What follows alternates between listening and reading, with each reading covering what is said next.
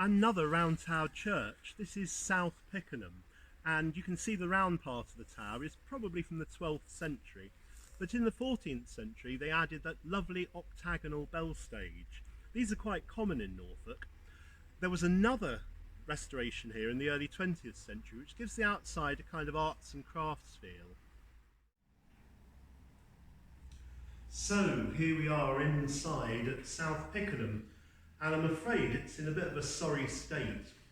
The church isn't used anymore, it hasn't been for a few years now, and it's got a really large resident back population. Now whatever you think about that, it does mean that the place is a real mess.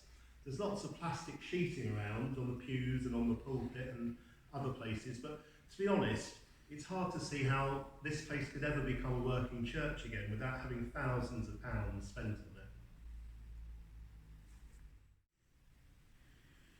And it seems such a shame because South Pickenham Church really should be much better known.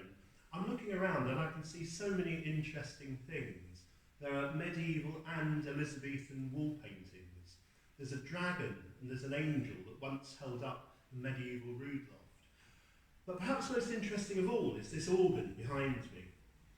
It was designed by Augustus Welby Pugin, who was one of the great architects and designers of the 19th century.